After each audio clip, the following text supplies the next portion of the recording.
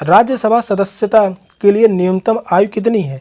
25 वर्ष, 30 वर्ष, 31 वर्ष, 35 वर्ष। कौन सा ऑप्शन राइट है? बहुत ही महत्वपूर्ण क्वेश्चन है।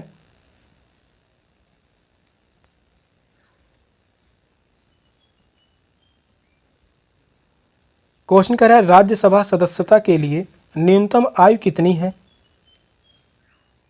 तो वह है 30 वर्ष। सेकंड ऑप्शन करेक्ट है, 30 वर्ष। राज्यसभा सदस्यों का कार्यकाल कितने वर्षों का होता है?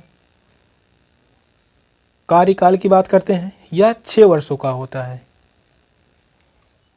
और राज्यसभा सदस्यों की योग्यता अनुच्छेद 84 के अनुसार कोई व्यक्ति जो भारत का नागरिक हो, उसकी आयु कम से कम 30 वर्ष हो, और कोई ऐसी अर्हताएं जो संसद द्वारा मांगी गई हो, और उम्मीदवार को संघ या उस राज्य क्षेत्र का पंजीकृत मतदाता होना चाहिए।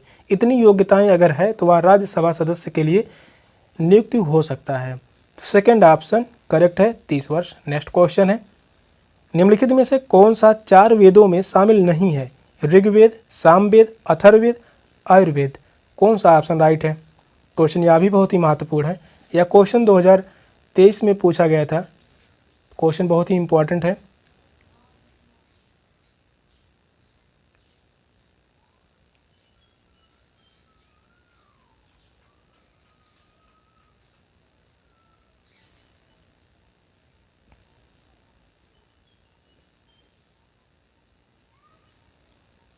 क्वेश्चन कह रहा है कौन सा 4 वेद में शामिल नहीं है? तो वह है आयुर्वेद। आयुर्वेद जो है यह 4 वेदों में शामिल नहीं है। ऋग्वेद, सामवेद, अथर्ववेद, या पहला, दूसरा और तीसरा। चौथा जो है वह है यजुर्वेद। चौथा जो है यजुर्वेद। यही 4 वेद हैं, ऋग्वेद, सामवेद, अथर्ववेद, यजुर्वेद। आयुर्वेद जो है यह मुख्यतः औषधि विज्ञान या रोगों के निदान से संबंधित है, और यह अथर्ववेद का ही भाग है। फोर्थ ऑप्शन करेक्ट है। नेक्स्ट क्वेश्चन है, निम्नलिखित में से कौन सा जैन धर्म से संबंधित है? त्रिपिटक, त्रिगुण, त्रिरत्न, त्रिमूर्ति। कौन सा ऑप्शन करेक्ट है?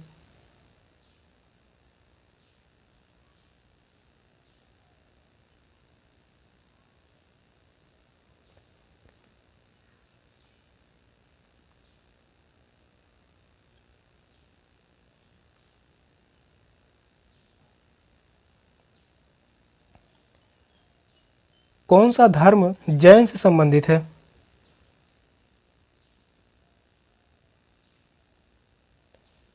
तो वह है त्रिरत्न। त्रिरत्न जो है यह जैन धर्म से संबंधित है। त्रिरत्न का संबंध जैन धर्म से है, जिसमें सम्यक आचरण, पहला जो है सम्यक आचरण,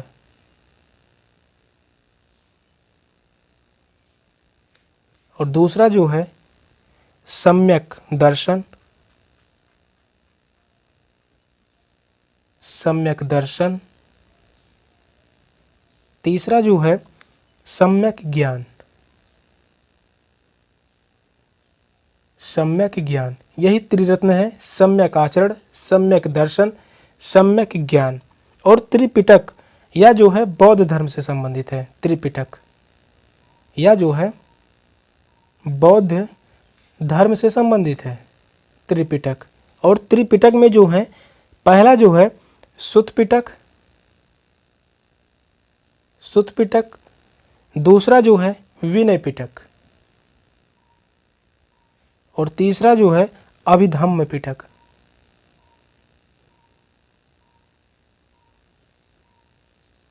अभिधम्म पिटक। ये सभी संबंधित हैं बौद्ध धर्म से। त्रिरत्न संबंधित है जैन धर्म से। नेक्स्ट क्वेश्चन है, निम्नलिखित में से कौन सी सिखों की पवित्र धर्म पुस्तक है? आदि ग्रंथ साहिब, गुरु ग्रंथ साहिब, गोविंद ग्रंथ साहिब, महाग्रंथ साहिब। कौन सा ऑप्शन राइट है?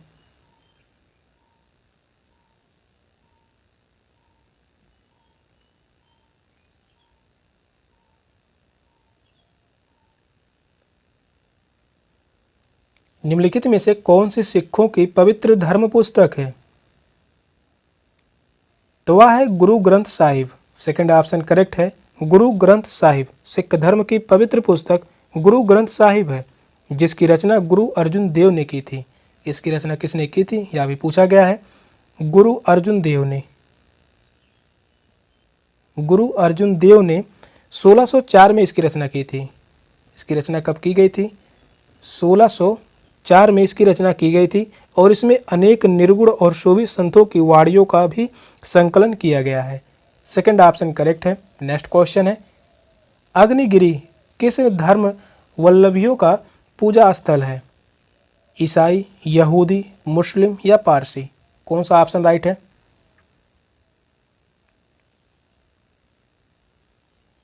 इंपॉर्टेंट क्वेश्चन है। क्वेश्चन कह रहा है अग्निगिरी किस धर्मावलंबियों का पूजा स्थल है? या जो है पारसी धर्म। फोर्थ ऑप्शन करेक्ट है, पारसी। अग्निगिरी या फायर टेम्पल या पारसी धर्मावलंबियों का पूजा स्थल माना जाता है और पारसी धर्म में अग्नि को बहुत ही पवित्र माना जाता है, जिसके कारण वे अपने घरों में अग्नि प्रज्वलित रखते हैं। फोर्थ ऑप्शन राइट है। नेक्स्ट क्वेश्चन है, राष्ट्रीय प्रतीक चिन्ह में सत्यमेव जयते किस स्थान पर अंकित है? सबसे नीचे, धर्म चक्र के ऊपर, सबसे ऊपर, शेरों के बीच में? कौन सा ऑप्शन राइट है? यह क्वेश्चन जो है काफ़ी बार एग्जाम में पूछे गए हैं। वनडे एग्जाम में भी यह क्वेश्चन पूछा गया था और यह क्वेश्चन बीएड एंट्रेंस के एग्जाम में 2018 में पूछा गया था।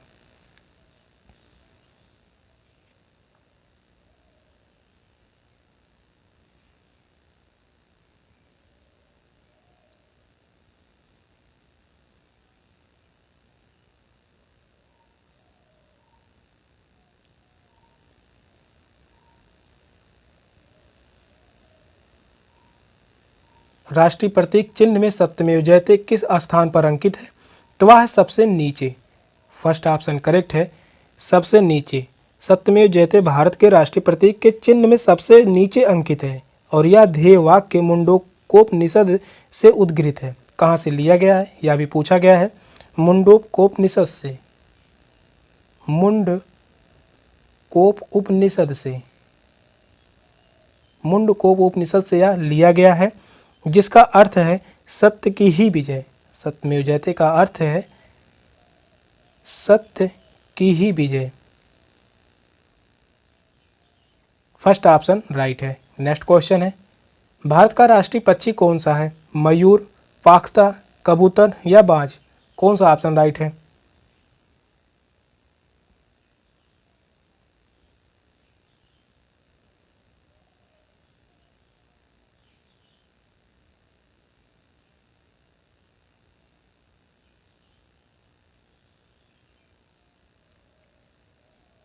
भारत का राष्ट्रीय पक्षी कौन सा है? स्टैटिक जीके से सवाल है। स्टैटिक जीके से 7 से 8 क्वेश्चन पूछे जाते हैं। सभी क्वेश्चन बहुत ही महत्वपूर्ण होते हैं, आसान भी होते हैं।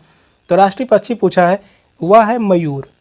फर्स्ट ऑप्शन करेक्ट है, मयूर। भारत का राष्ट्रीय पक्षी मोर है, जो भारत के मैदानी क्षेत्रों में पाया जाता है और इसे भारतीय वन्य प्राणी सुरक्षा अधिनियम 1972 के तहत संरक्षण प्रदान किया गया है। फर्स्ट ऑप्शन राइट है। नेक्स्ट क्वेश्चन है, सिंधु घाटी सभ्यता के पतन का संभावित कारण हो सकता है? भूमि की उर्वरता का घटना, अचानक और बार बार बाढ़ का आना, आर्यों का आगमन, उपयुक्त तो सभी? कौन सा ऑप्शन करेक्ट है?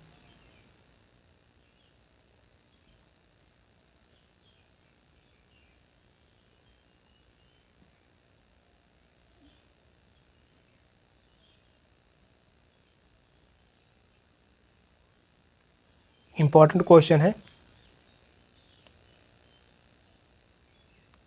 क्वेश्चन कह रहा है सिंधु घाटी सभ्यता के पतन का संभावित कारण हो सकता है। इसका कारण हो सकता है अचानक और बार बार बाढ़ कृत का आना।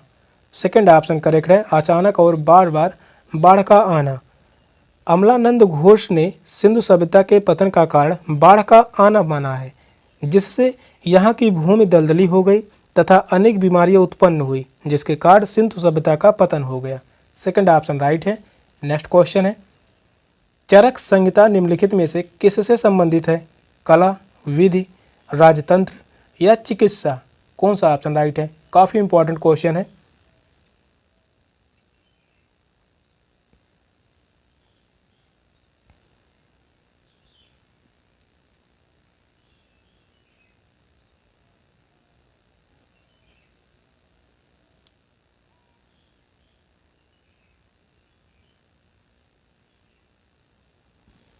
चरक संहिता निम्नलिखित में से किससे संबंधित है? यह संबंधित है चिकित्सा से। फोर्थ ऑप्शन राइट है, चिकित्सा से संबंधित है। चरक आयुर्वेद का प्रकांड विद्वान था। चरक संहिता या किससे संबंधित है? तो यहाँ पर जो है चरक विद्वान था और उसी की पुस्तक है चरक संहिता, जो कि चिकित्सा से संबंधित है, जो कनिष्क के दरबार में राजवैद्य था। चरक जो है यह कनिष्क के दरबार में राजवैद्य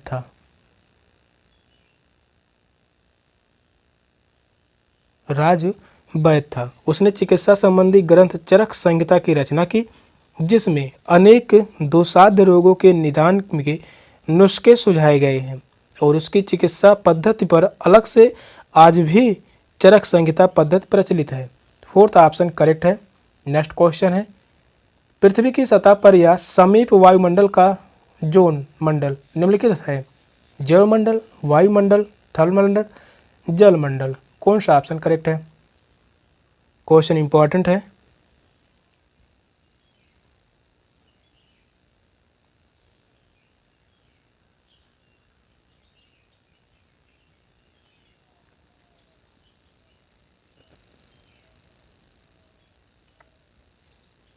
पृथ्वी की सतह पर या समीप वायुमंडल का जोन यानी मंडल निम्नलिखित है, तो वह है जैवमंडल। फर्स्ट ऑप्शन राइट है, जैवमंडल। जैवमंडल पृथ्वी का वह भाग है जहां पर जमीन पाया जाता है। फर्स्ट ऑप्शन करेक्ट है। नेक्स्ट क्वेश्चन है, निम्नलिखित में से किस नदी के मुहाने पर डेल्टा नहीं है? कावेरी, महानदी, ताप्ती या गोदावरी। कौन सा ऑप्शन राइट है? इंपॉर्टेंट क्वेश्चन है, यहाँ से एक क्वेश्चन पूछा जाता है।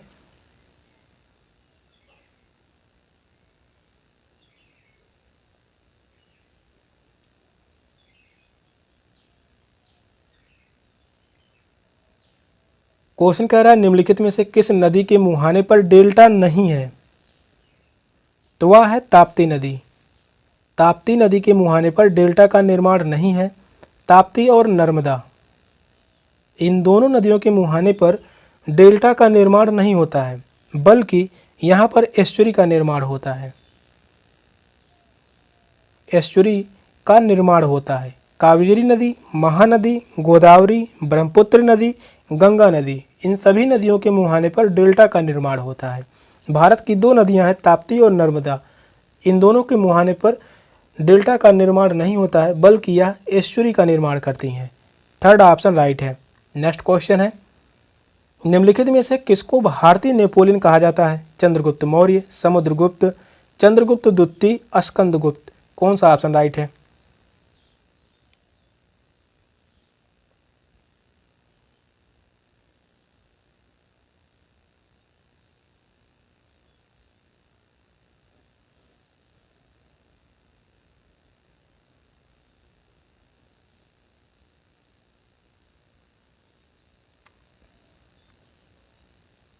क्वेश्चन कह रहा है निम्नलिखित में से किसको भारतीय नेपोलियन कहा जाता है? इंपॉर्टेंट क्वेश्चन है, तो वह है समुद्रगुप्त।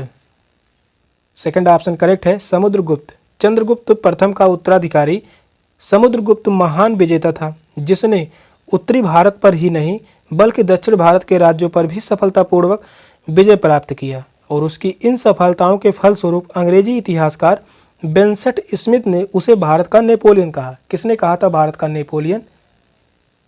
यहाँ पर लिख दे रहा हूँ, बेंसेट स्मिथ भारत का नेपोलियन कहा समुद्रगुप्त को। सेकंड ऑप्शन करेक्ट है। नेक्स्ट क्वेश्चन है, मौर्य साम्राज्य की राजधानी कहाँ थी? प्रयाग, पाटलिपुत्र, वैशाली या उज्जैनी। कौन सा ऑप्शन करेक्ट है?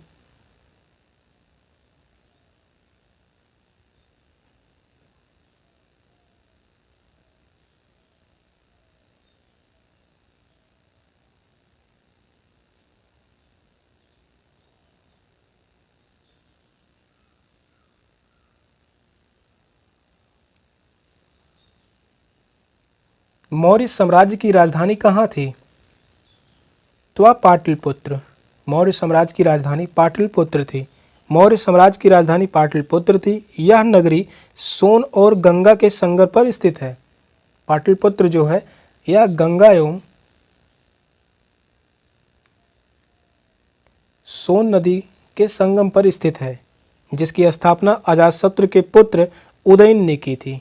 पाटलिपुत्र की स्थापना किसने की थी? यह एग्जाम में पूछा गया है। उदयन, अजातशत्रु के पुत्र उदयन ने की थी, जिसका नाम कुसुमपुर भी था। इसका नाम और था कुसुमपुर भी। पाटलिपुत्र। नेक्स्ट क्वेश्चन है, सन 1943 में नेताजी सुभाष चंद्र बोस ने भारत आज़ाद कराने के लिए कहाँ एक अस्थायी सरकार की घोषणा की थी? Colombo, Manila, Singapore, Rangoon. कौन सा ऑप्शन राइट है?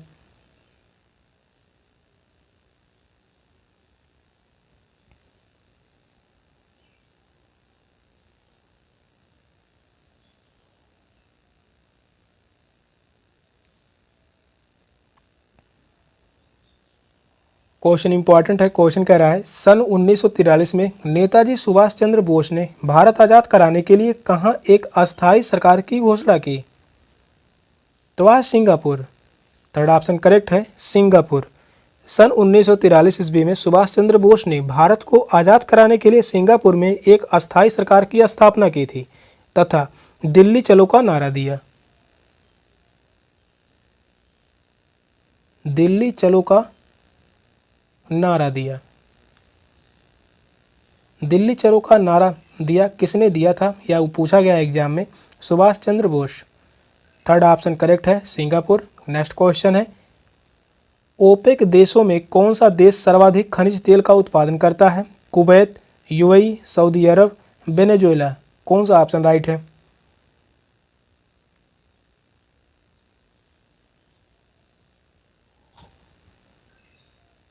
ओपेक देशों में कौन सा देश सर्वाधिक खनिज तेल का उत्पादन करता है? तो वह देश है सऊदी अरब। थर्ड ऑप्शन करेक्ट है, सऊदी अरब। ओपेक पेट्रोलियम निर्यात देश का संगठन है और ओपेक की स्थापना 1960 में की थी। ओपेक की स्थापना कब किया गया था? 1960 में स्थापना की गई थी, बगदाद में। कहाँ पर? बगदाद में।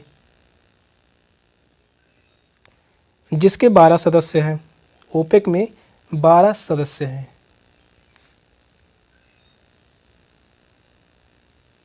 ओपेक देशों में 12 सदस्य हैं और ओपेक देशों में सर्वाधिक खनिज तेल का उत्पादन पूरे विश्व का लगभग 27%, पूरे विश्व का लगभग 27% सऊदी अरब ही करता है और वर्तमान में अमेरिका खनिज तेल के उत्पादन में दूसरे स्थान पर है। थर्ड ऑप्शन करेक्ट है, सऊदी अरब। नेक्स्ट क्वेश्चन है, सुप्रसिद्ध इतिहासकार अल बरूनी किसकी सेना के साथ भारत आया था? महमूद गजनवी, मोहम्मद गौरी, चंगेज खां, नादिर शाह। कौन सा ऑप्शन राइट है?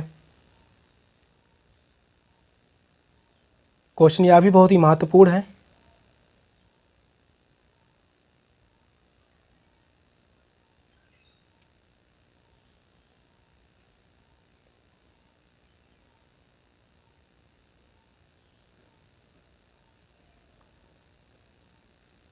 क्वेश्चन कह रहा है सुप्रसिद्ध इतिहासकार अल बरूनी किसके सेना के साथ भारत आया था? तो वह है महमूद गजनवी। फर्स्ट ऑप्शन ही करेक्ट है, महमूद गजनवी। महमूद गजनवी की सेना के साथ अल बरूनी 1017 से लगभग 1020 में भारत और श्रीलंका की यात्रा पर आया था और वह खुरसाना के खीवा का निवासी था। उसने भारत की यात्रा विवरण पर तहकीक ए हिंद नामक पुस्तक लिखी है। अल बरूनी की एक पुस्तक है, बहुत ही फेमस पुस्तक है, तहकीक तहकीक तहकीक ए हिंद। तहकीक ए हिंद नामक पुस्तक लिखी अल बरूनी ने। फर्स्ट ऑप्शन करेक्ट है। नेक्स्ट क्वेश्चन है, फतेहपुर सीकरी किसने बनाया था? बाबर ने, हुमायूं ने, जहांगीर ने, इनमें से कोई नहीं। कौन सा ऑप्शन राइट है?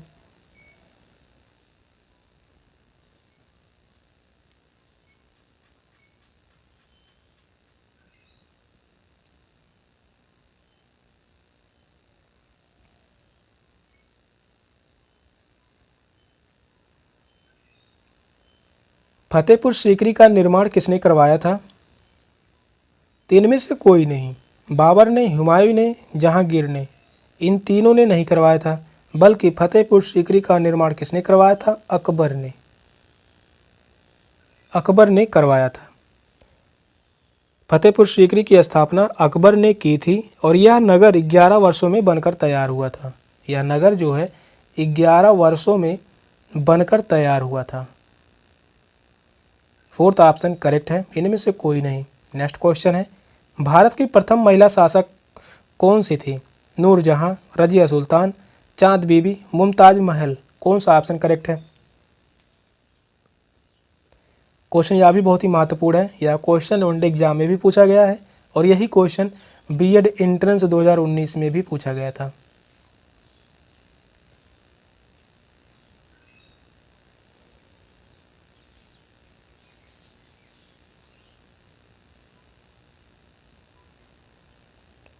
भारत की प्रथम महिला शासक कौन थी? Razia Sultan. Second option correct है, रजिया सुल्तान। यह किसकी पुत्री थी? यह भी पूछा गया है, इल्तुतमिश की।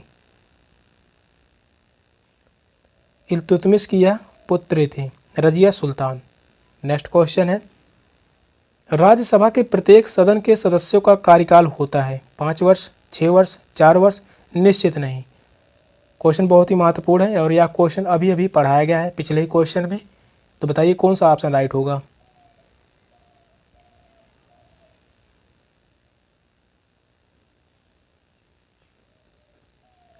क्वेश्चन कह रहा है राज्यसभा के प्रत्येक सदन के सदस्यों का कार्यकाल कितने वर्षों का होता है?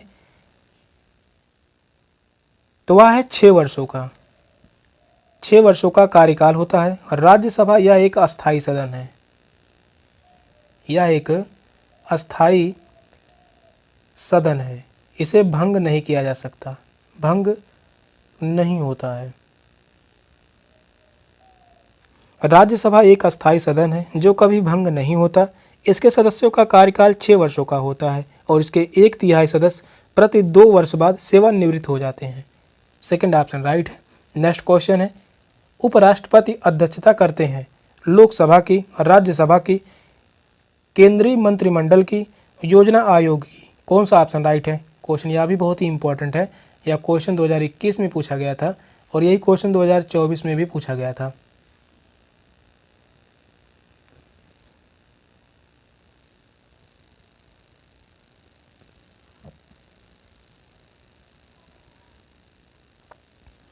उपराष्ट्रपति अध्यक्षता करते हैं या राज्यसभा की अध्यक्षता करते हैं? सेकंड ऑप्शन करेक्ट है, राज्यसभा की। भारत का उपराष्ट्रपति राज्यसभा का पदेन सभापति होता है। राज्यसभा का पदेन सभापति होता है, पदेन सभापति होता है। उपराष्ट्रपति राज्यसभा का सदस्य नहीं होता, अतः मतदान का अधिकार नहीं है कि सभापति के रूप में निर्णायक मत देने का अधिकार उसे प्राप्त नहीं है उपराष्ट्रपति को, लेकिन पदेन सभापति होता है राज्यसभा का। सेकंड ऑप्शन करेक्ट है। सेशन का लास्ट क्वेश्चन था। क्वेश्चन कैसे लगे कमेंट में जरूर बताइएगा। चैनल पर नए हैं, चैनल को सब्सक्राइब कर लीजिए। मिलता है अगली क्लास में, तब तक के लिए बाय बाय, टेक केयर, जय हिंद।